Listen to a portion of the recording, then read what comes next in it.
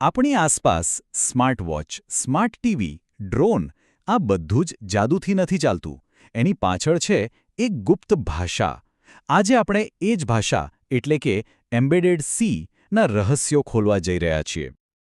ક્યારેય વિચાર્યું છે કે કોફી મેકરને કઈ રીતે ખબર પડે છે કે કોફી બની ગઈ છે? કે પછી ડ્રોન હવામાં સ્થિર કઈ રીતે રહે છે? આ બધાની પાછળ છે એમ્બેડેડ સિસ્ટમ્સ, એટલે કે દરેક ડિવાઇસની અંદરનું નાનકડું પણ શક્તિશાળી મગજ. અને આ બધા મગજ જે ભાષામાં વાત કરે છે એ છે એમ્બેડેડ સી. તો આ આખી વાતને બરાબર સમજવા માટે આપણે સૌથી પહેલાં જોઈશું કે આ મગજ શું છે, પછી એના પ્રોગ્રામની રચના કેવી હોય છે, એના નિયમો શું છે અને છેલ્લે આ બધું જાણવું કેમ આટલું જરૂરી છે. ચાલો શરૂ કરીએ. તો ચાલો શરૂઆત કરીએ આપણા પહેલા સવાલથી. આ ઉપકરણોનું મગજ એટલે કે એમ્બેડેડ સી આખરે છે શું? જુઓ, આ ખાલી એક પ્રોગ્રામિંગ ભાષા નથી, એનાથી ઘણું વધારે છે. આ તો એક એવું સાધન છે જે સીધું હાર્ડવેર સાથે, મશીન સાથે વાત કરી શકે છે. એને સરળ ભાષામાં સમજીએ તો આ સી લેંગ્વેજનું એક સ્પેશિયલ સુપરચાર્જ્ડ વર્ઝન છે. આ ખાસ એવા નાનકડા કમ્પ્યુટર્સ માટે જ બનાવવામાં આવ્યું છે જેને આપણે માઇક્રો કંટ્રોલર કહીએ છીએ, જેમને બહુ જ ઓછી મેમરી અને પાવરમાં કામ ચલાવવું પડે છે. જરા વિચારો, આપણા કમ્પ્યુટર કે લેપટોપમાં તો ઘણી બધી મેમરી અને પાવર હોય છે, પણ એમ્બેડેડ સિસ્ટમમાં? ના, ત્યાં આવું નથી હોતું. ત્યાં તો મેમરીનો એક બાઇટ અને પાવરનો એક મિલીવોટ બહુ જ કિંમતી હોય છે. અને બસ આ જ કારણે એમ્બેડેડ સી પ્રોગ્રામરને આ બધી વસ્તુઓ પર પૂરેપૂરો કંટ્રોલ આપે છે. સારું, તો હવે આપણે એ તો જાણી લીધું કે એમ્બેડેડ સી શું છે, પણ હવે સવાલ એ છે કે એનો પ્રોગ્રામ દેખાય છે કેવો? ચાલો એ જોઈએ. એને કોઈ બિલ્ડિંગની બ્લુપ્રિન્ટ સમજી શકાય છે, જેમાં દરેક ભાગનું પોતાનું એક ચોક્કસ કામ હોય છે. કોઈપણ એમ્બેડેડ સી પ્રોગ્રામનું એક ફિક્સ માળખું હોય છે. એની શરૂઆત થાય છે પ્રી પ્રોસેસડ ડાયરેક્ટિવ્સથી, પછી આવે છે ગ્લોબલ ડિક્લેરેશન્સ, અને એના કેન્દ્રમાં, એના હૃદયમાં હોય છે મેઇન ફંક્શન. ચાલો હવે આ દરેક ભાગને જરા નજીકથી જોઈએ. કોડ રન થાય એ પહેલાં કમ્પાઇલરને થોડી તૈયારી કરવી પડે છે. આ પ્રી પ્રોસેસર ડાયરેક્ટિવ્સ બસ એ જ કામ કરે છે.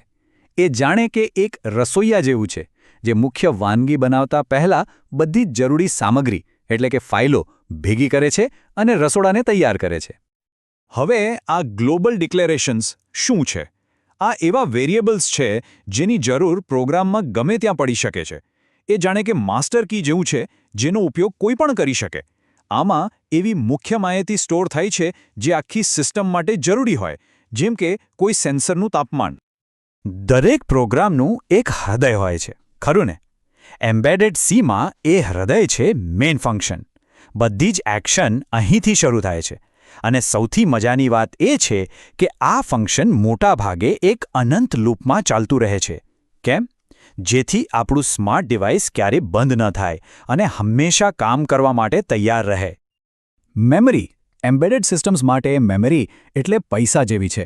એનો જરા પણ બગાડ ન કરી શકાય. એટલે જ અહીં ઇન્ટ જેવી ડેટા ટાઈપની સાઇઝ પણ નાની હોય છે, સામાન્ય કમ્પ્યુટર કરતાં પણ નાની. આ નાનકડો ફેરફાર પણ જ્યારે લાખો કરોડો ડિવાઇસમાં થાય ત્યારે બહુ મોટી મેમરી બચાવે છે. કાર્યક્ષમતા માટે આ ખૂબ જ જરૂરી છે. તો આટલા બધા નિયમો, આટલું બધું માળખું, આ બધું શા માટે? કારણ કે એમ્બેડેડ સી જે રમત રમે છે એ સામાન્ય સોફ્ટવેર જેવી નથી. આ રમતના નિયમો સીધા હાર્ડવેરની મર્યાદાઓમાંથી આવે છે. એમ્બેડેડ સી ડેવલપર્સને મુખ્યત્વે 3 મોટા પડકારોનો સામનો કરવો પડે છે. એકદમ ઓછી મેમરી, બેટરી લાઈફ બચાવવા માટે ઓછો પાવર વપરાશ અને હાર્ડવેરના નાનામાં નાના ભાગ પર સીધો કંટ્રોલ મેળવવાની જરૂરિયાત. આ 3 પડકારો જ છે જે એમ્બેડેડ પ્રોગ્રામિંગને આટલું ખાસ અને મુશ્કેલ બનાવે છે. હવે આ પડકારોનો સામનો કરવા માટે પ્રોગ્રામર્સ પાસે કેટલીક ખાસ ટેકનિક હોય છે. તેઓ હાર્ડવેર સાથે સીધી વાત કરવા માટે રજિસ્ટરનો ઉપયોગ કરે છે. મેમરીનો બગાડ રોકવા માટે સ્ટેટિક અને કોન્સ્ટ જેવા કીવર્ડ્સ વાપરે છે. અને કોડને સાફસૂથરો રાખવા માટે તેના ઇન્ટરફેસ અને અમલીકરણને અલગ પાડે છે. નિયમો જાણવા એ તો ઠીક છે, પણ પ્રોફેશનલ જેવો કોડ લખવો એ એક કળા છે. તો ચાલો હવે એવી કેટલીક સારી આદતો વિશે વાત કરીએ જે એ સુનિશ્ચિત કરે છે કે કોડ ભરોસાપાત્ર બને અને ભવિષ્યમાં તેને જાળવવો પણ સહેલો રહે. એક સારા પ્રોજેક્ટ માટે 3 સોનેરી નિયમો છે. પહેલો, કોડમાં જે પણ ફેરફાર થાય તેનો હિસાબ રાખો, જેથી કંઈ ગડબડ થાય તો તરત પાછા જઈ શકાય. બીજો, જે પણ બદલાવ થાય એનું કારણ નોંધી રાખો, જેથી ભવિષ્યમાં કોઈને પણ સમજવામાં તકલીફ ન પડે. અને ત્રીજો, કોડ હંમેશા એવું વિચારીને લખો કે ભવિષ્યમાં એમાં રહેલી ભૂલો તમારે જ સુધારવાની છે, કારણ કે મોટાભાગે એવું જ થતું હોય છે. આ સ્લાઇડ પરનો કોડ જુઓ. આ ખરેખર બહુ જ કામની વસ્તુ છે. આને ઇન્ક્લુડ ગાર્ડ કહેવાય છે. આ #INDIFNનો અને #define નો ઉપયોગ કરીને એ પાકું કરે છે કે કોઈપણ ફાઇલ પ્રોગ્રામમાં ભૂલથી 2 વાર શામેલ ન થઈ જાય. આ એક નાનકડી યુક્તિ છે જે ઘણી મોટી અને માથાના દુખાવા જેવી ભૂલોને થતી અટકાવે છે. ખાલી કોડ લખી દેવો એ પૂરતું નથી. એ તો અડધી જ લગાઈ છે. અસલી પડકાર તો હાર્ડવેરને ઊંડાણપૂર્વક સમજવાનું છે. કઈ પિન શું કામ કરે છે, કયા સેન્સરને ક્યારે એક્ટિવેટ કરવું, આ બધી નાની નાની વિગતોનું દસ્તાવેજીકરણ કરવું એટલું જ જરૂરી છે જેટલું સારો કોડ લખવો. સારું, તો આપણે આટલી બધી ટેકનિકલ વાતો કરી, પણ સવાલ એ છે કે આખરે આ બધું આટલું મહત્વનું કેમ છે? ચાલો હવે આ બધી બાબતોને આપણી દુનિયામાં ટેકનોલોજીના મોટા ચિત્ર સાથે જોડીને જોઈએ. એક વાત બરાબર સમજી લો, એમ્બેડેડ કોડ કોઈ એપ નથી જે સ્ક્રીન પર દેખાય.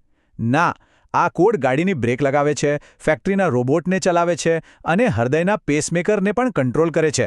અહીં એક નાનકડી ભૂલનો અર્થ માત્ર પ્રોગ્રામનું ક્રેશ થવું નથી, પણ વાસ્તવિક દુનિયામાં એના ગંભીર પરિણામો આવી શકે છે. આ જ એમ્બેડેડ ડેવલપરની સૌથી મોટી જવાબદારી છે.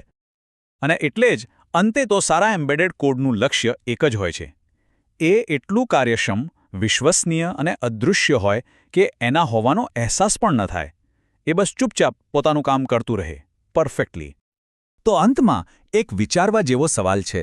જેમ જેમ આપણી દુનિયા અબજો નવા સ્માર્ટ ઉપકરણોથી ભરાઈ રહી છે, તેમ આપણી દુનિયાને ચલાવતા આ કોડને વધુ સુરક્ષિત અને વધુ કાર્યક્ષમ બનાવવા માટે શું કરવું પડશે?